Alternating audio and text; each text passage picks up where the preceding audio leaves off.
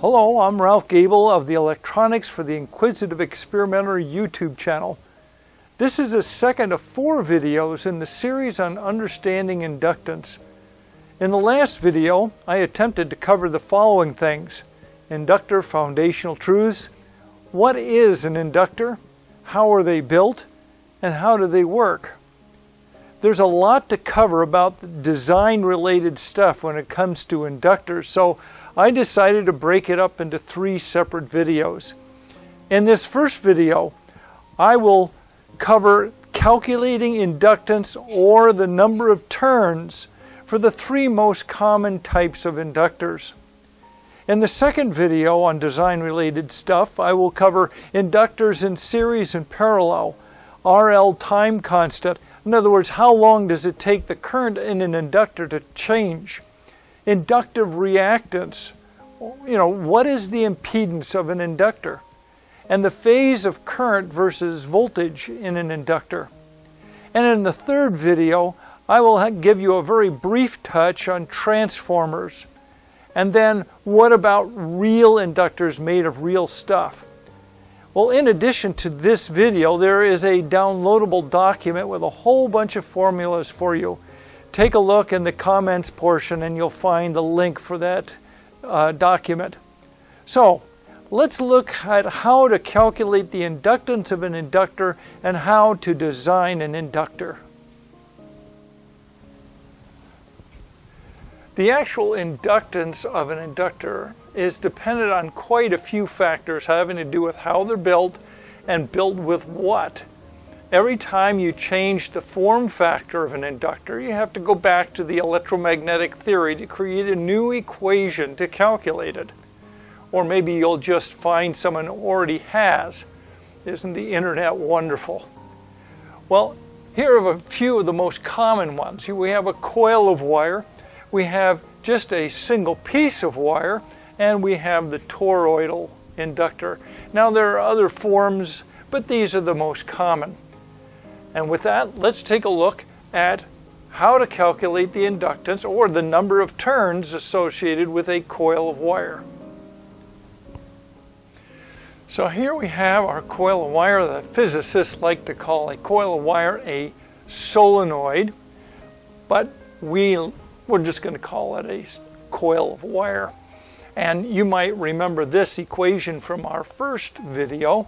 We have the inductance in microhenries is equal to the diameter of the coil in inches squared times the number of turns squared, all divided by this big quantity here on the bottom, which is 18 times the diameter, same thing in inches, plus 40 times the length in inches.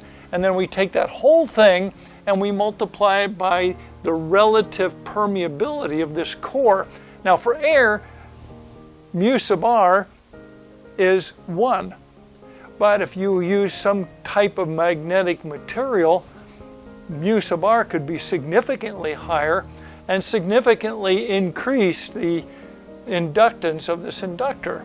Well, you say, well, this is all well and good. If I have an inductor in my hand and I know all these things, I can calculate the inductance. But what if I'm looking to make my own inductor? I want to wind my own coil. I need to know how many turns I need. If I have the coil form and I know the mu sub r and all that, how many turns do I need to make my coil a particular inductance? And that's where this lovely equation comes in. The number of turns is equal to the square root of the inductance in microhenries times this whole quantity here, which is 18 times the diameter in inches plus 40 times the length of the coil in inches, all that divided by mu sub r, same guy here, times the diameter squared. Now I need to make a note about the diameter here. It's an important point because it does make a difference in your calculations.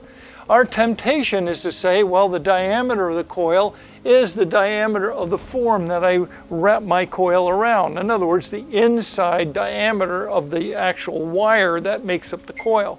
But the reality is the diameter of the core is from the center of your conductor out to the center of your conductor on either side.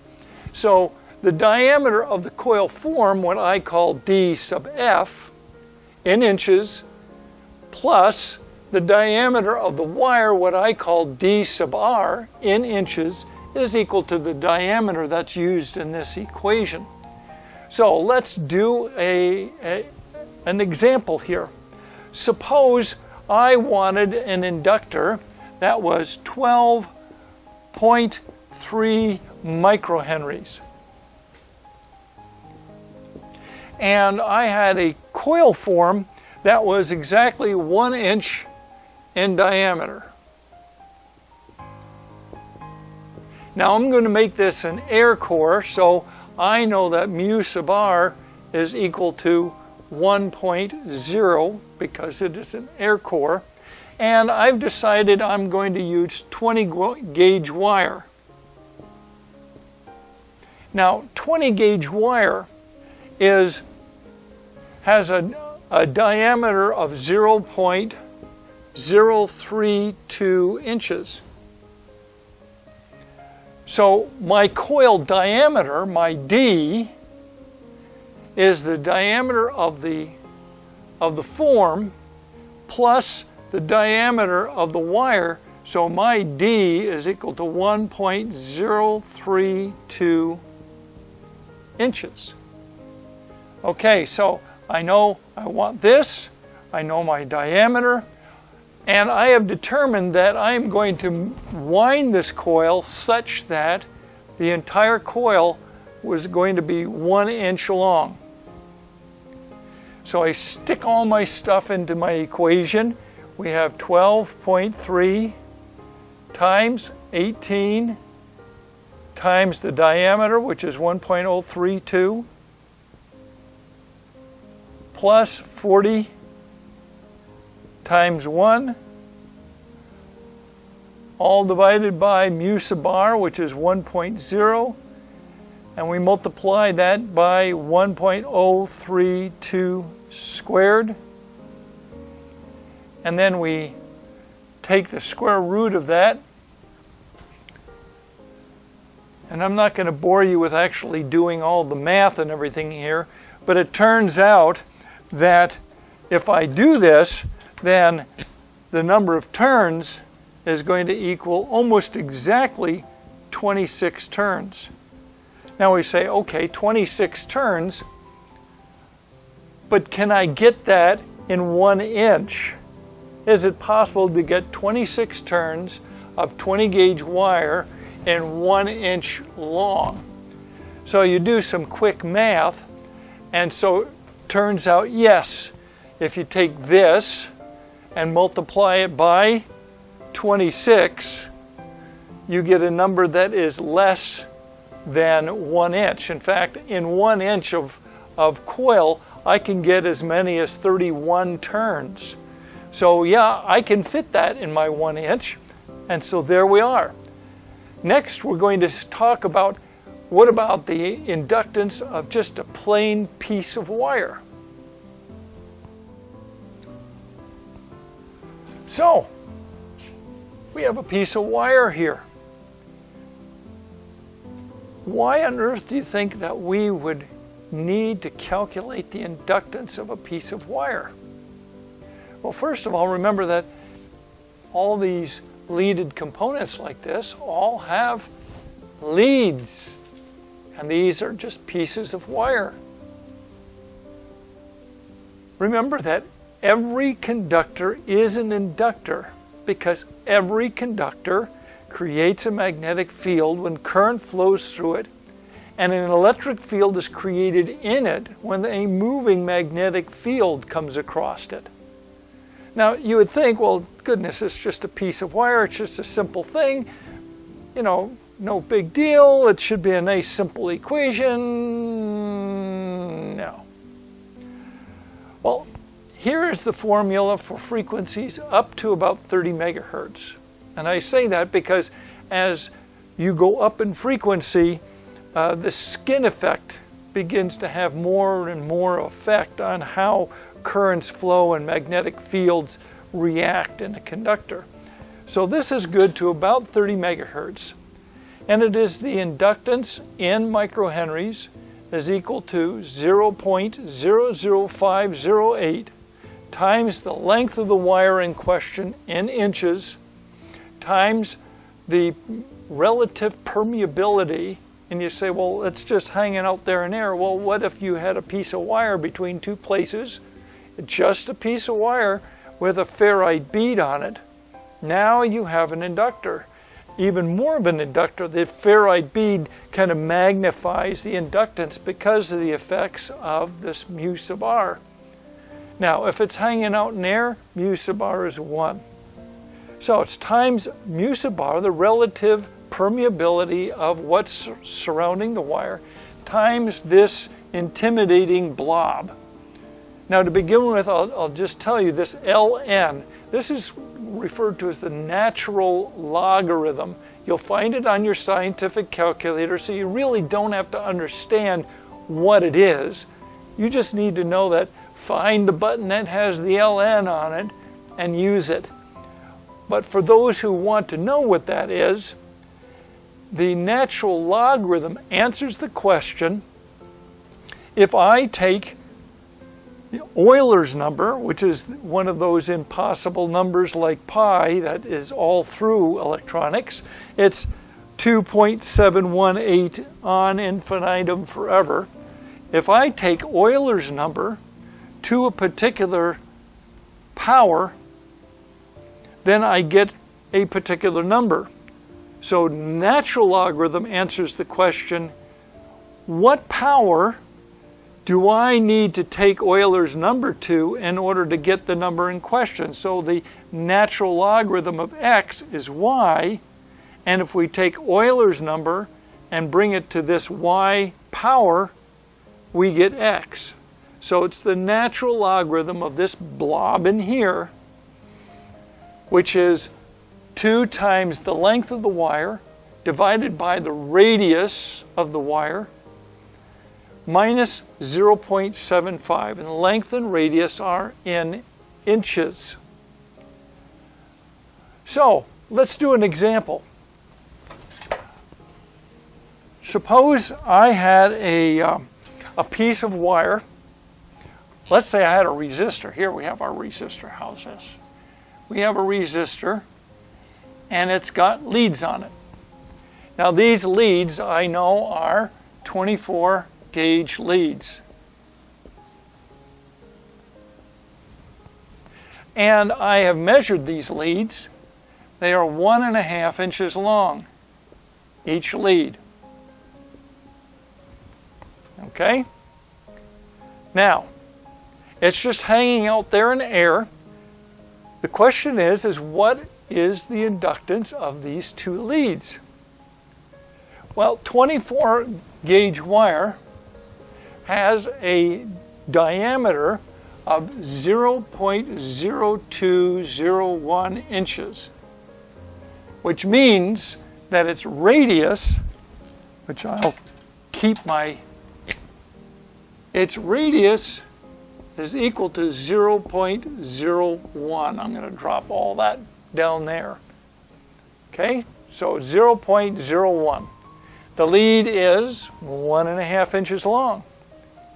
So if we take all this and we put it in our equation, L is equal to 0.00508 times the length, which is 1.5, times the relative permeability of air. We're just hanging out in air, so that's a 1.0, times this big blob, the natural logarithm of 2 times the length, which is 1 inch, right?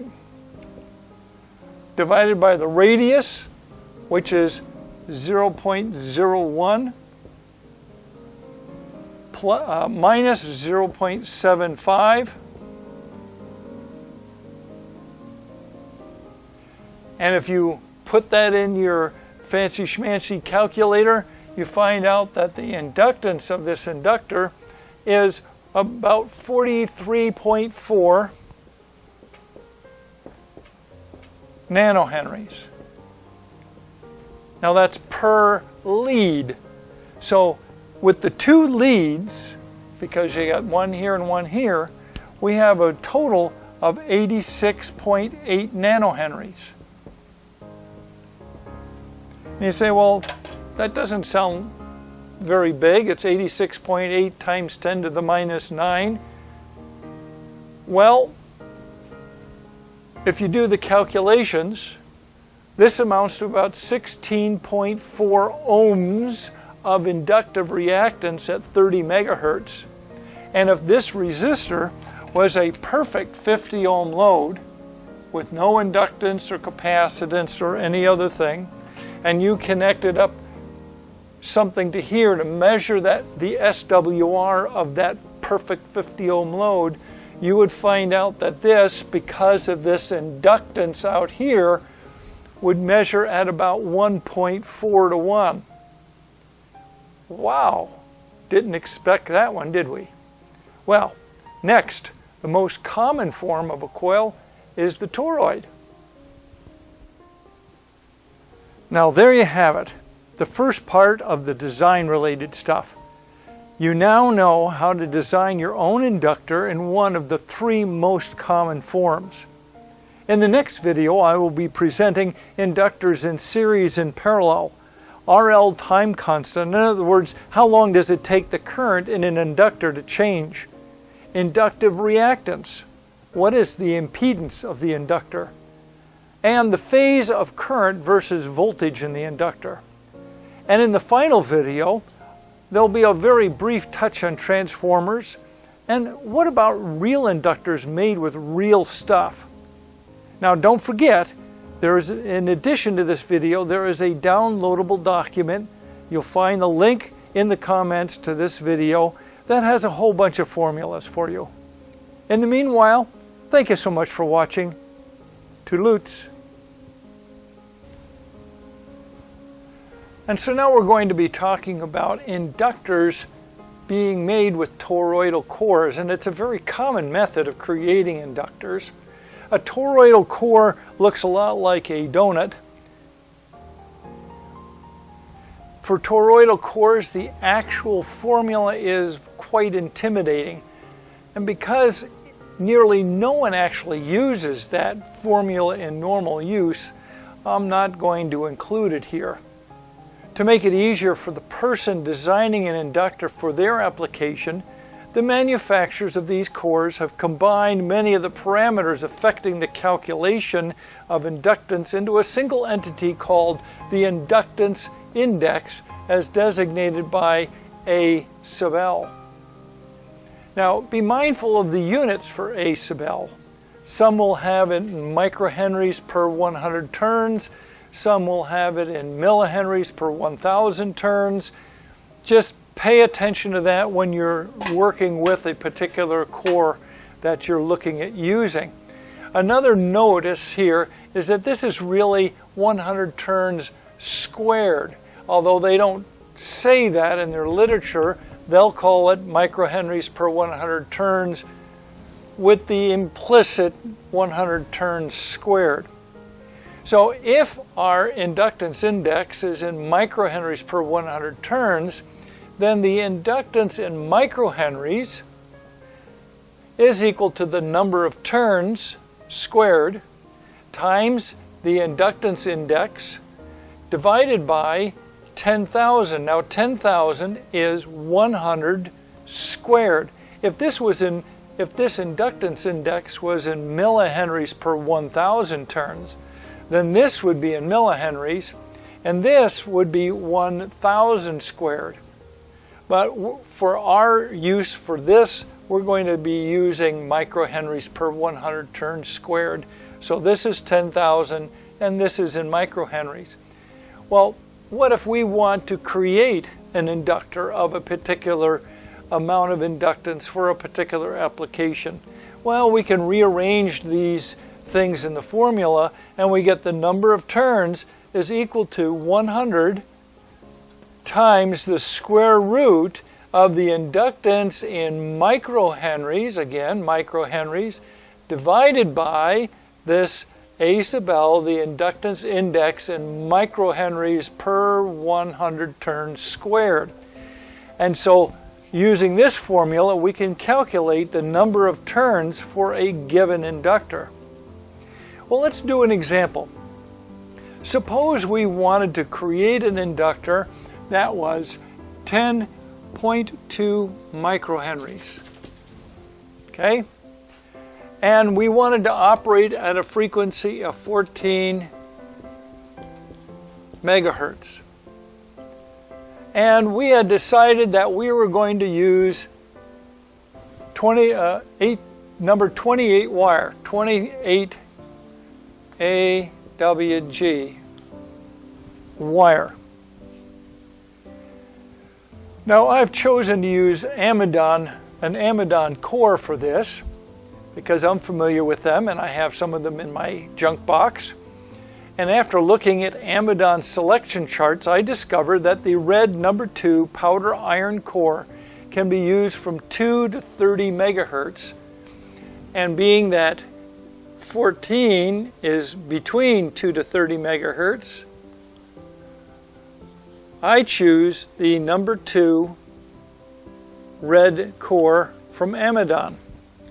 Now, I kind of have to guess at what size core because they come in different sizes. Some are incredibly tiny, some of them are quite huge, but you don't want a great big huge core when you're hardly filling it with turns, and you don't want and you can't use a little tiny core when you have too many turns. And so you kind of guess. And so if for this application here, I says, well, I'd like to use a T-30 turns because the T-30 is only about 3/8 of an inch in diameter, and I like that size for my application. So let's use a T-30 core, and according to their wire charts, Amidon tells me that a T-30 core will hold up to 28 turns of wire. 28 turns of number 28 wire. All right. Now, let's do our calculation. So the number of turns is equal to 100 times the square root of L, which is our 10.2, because Amidon has it in microhenries per 100 turns squared, divided by A sub L. Now, A sub L, this inductance index, changes from core size to core size. So you have to look up and find out, well, what is the A sub L of the T-30? And it turns out that the A sub L of T-30 is about 43. So we have A sub L of 43. Well, when we do the calculation, this comes out to 48.7 turns. I have a problem here. Notice that core, the T-30, will only hold 28 turns of number 28 wire, and I need 48.7. Okay, so I go back to the core selection table and I look at the various sizes and I say, okay, well, let's try the T44. Well, the T44 has a different inductance index. It's still 100 times the square root of 10.2, and looking at Amidon's tables, I find out that the T44 core has an inductance index of 52. So, with this slightly larger core, I only need 44.3 turns. And the T-44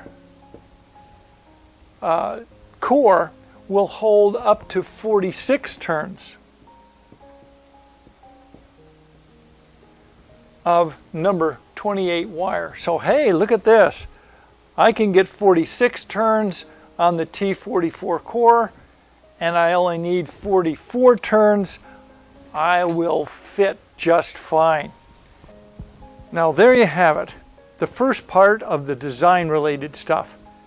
You now know how to design your own inductor in one of the 3 most common forms.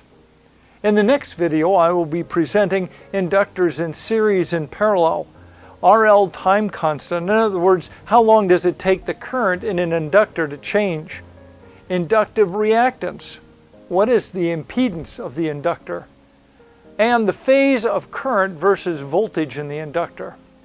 And in the final video, there'll be a very brief touch on transformers, and what about real inductors made with real stuff? Now don't forget, in addition to this video, there is a downloadable document. You'll find the link in the comments to this video that has a whole bunch of formulas for you. In the meanwhile, thank you so much for watching. Toodaloots.